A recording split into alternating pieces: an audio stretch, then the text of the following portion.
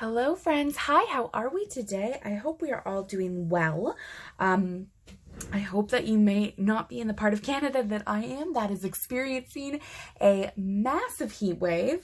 And I hope that you are enjoying, some wonderful weather finally. I feel like I've talked about how bad the weather is a lot because, I'm Canadian, that's what I do. But yeah, no, it's been wonderful and I hope that you're all having a wonderful time. Count how many times I can say wonderful. So I am coming to you this week with the July 2nd paid breakdown. It is July 2nd while I am filming, and why don't we just hop right in? So to start off with, I had a leftover balance last time in my account of $217.22. I had my regular EI payment of $10.10, and that is the maximum that you will get if you are applying for EI and you hit their maximum limit per week in Canada. That's not true in Ontario, I should say. And then my work does give me a top-up, and so my top-up was $585.18. And you know what? I'm so sorry. I realized I totally forgot this week in my effort. So this, well, that included, is my starting balance.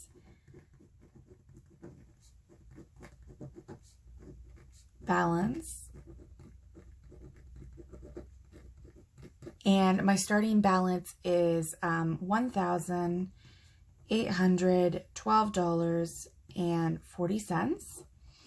And so we'll go into my fixed biweekly expenses now. So the first one that I have is property taxes.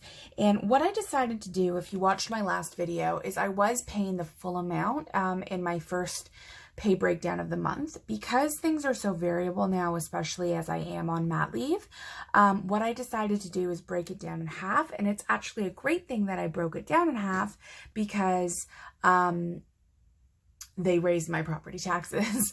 So it was going to be a little bit less than this, not a lot, but so now it's going to be biweekly property tax, and that's $180 biweekly.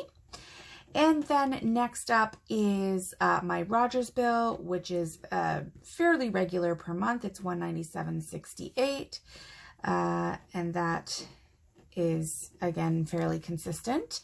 Then we have my Enbridge bill, so my gas bill, and oh my gosh, I'm so excited about it because they actually did my Enbridge gas payments based on some incorrect information for the last few months. They haven't actually come in and checked our gas, so they owed us quite a bit of money. So at the end of the day, all I pay for gas is $7.60, which is super duper exciting. It really helps me out this month. I mean, it's not like our Enbridge bill was super high, but it's good. And then so next up is my hydro bill, and that is $51.83. And I thought that was going to be higher because we have turned on our AC, but we're good. Now, this week I bumped up my grocery bill because we have a bunch of little getaways to our family's places, and I always like to bring a lot of snacks, so I just bumped it up to $220. That also includes the fact that I have to get diapers, and diapers are not inexpensive. And then finally we have our regular 52-week savings, so $21 and $20 weeks, and then we have our $10 auto debit. And if you can hear that, that is my little man crying. So just give me 1 second and I will be right back.